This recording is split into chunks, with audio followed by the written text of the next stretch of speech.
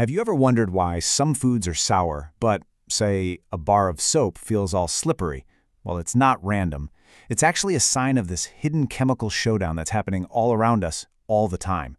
So today, let's dive into this epic battle of the molecules: acids, bases, and salts. Okay, let's start with a little riddle. What on earth could a sour lemon, a nasty bee sting, and the acid in your own stomach possibly have in common? I mean, they seem totally unrelated, right? Well, it turns out they're all part of the same big chemical family. To figure out that connection, we gotta start with our senses, specifically our sense of taste. This is where we meet our first major player, a character you're probably very familiar with, even if you don't know its chemical name. And the name pretty much gives it all away. The word acid literally comes from the Latin for sour. You know that sharp, tangy punch you get from a lemon or a splash of vinegar? Yup, that's the signature calling card of an acid. It's like chemistry just named itself after the taste. So, what is an acid, really, on a chemical level? Well, it's basically any compound that when you drop it in water, releases these very specific particles called hydronium ions. You can think of acids as little ion donors. That's their whole game.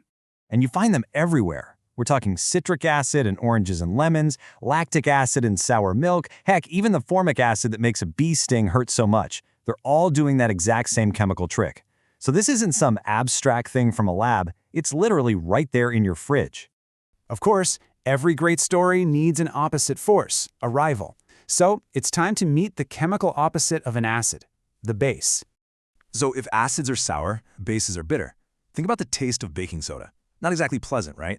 And they have this really distinct feel too. Slippery, almost soapy. That's the classic signature of a base. It's chemistry you can actually feel between your fingers.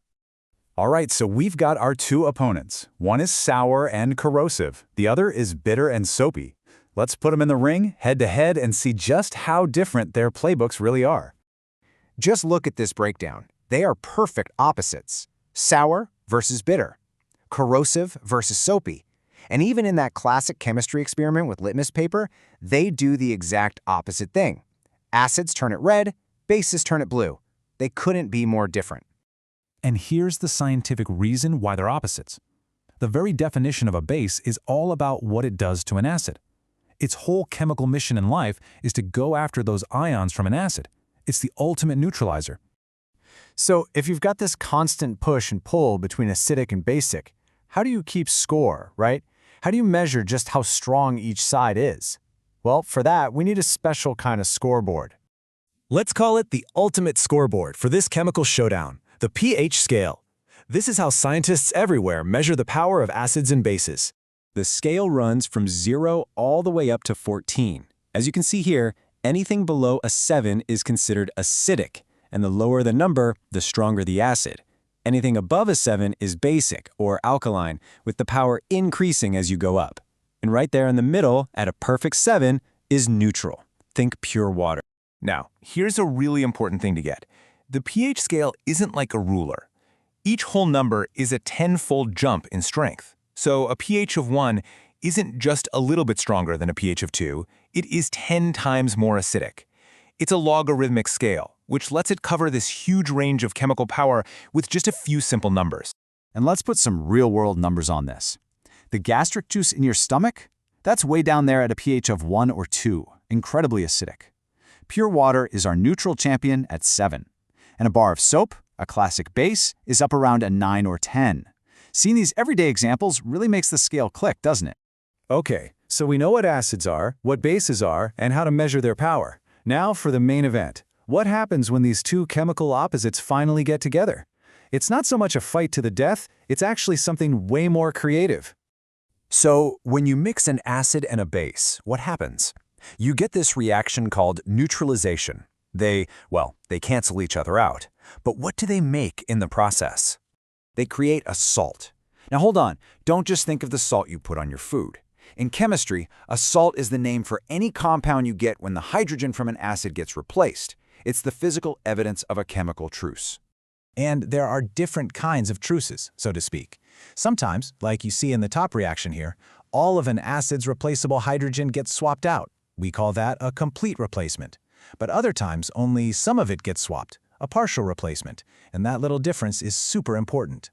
This leads to two main types of salts: You have a normal salt, like sodium sulfate, that's formed from that complete replacement. The deal is done. But then you have an acid salt, like sodium hydrogen sulfate, that comes from a partial replacement. Notice how it still has a hydrogen atom, that H right there in the formula. That's your clue that the acid didn't trade everything away. All right, so this is all really cool chemistry, but why does any of it matter in the real world? Well, it turns out this constant dance between acids, bases, and salts is responsible for, well, a huge part of the world around us. Acids are so much more than just a sour taste. As you can see, we use their power for everything from preserving food to making our cakes rise with baking powder. And in heavy industry, we use them to create the fertilizers that feed us and even to make powerful explosives. And what about their opposites, the bases? They are just as crucial. These are the unsung heroes behind making soap, creating bleaching powder, building super heat-resistant bricks for giant furnaces, and even just keeping things dry in industrial processes. They're absolute workhorses. So you see, that sour taste of a lemon or the slippery feel of soap, that's just the beginning. They're clues to this vast, invisible world of chemical reactions that build, clean, and power our entire lives. It really makes you wonder, doesn't it? What other hidden chemistry is just waiting for you to discover it?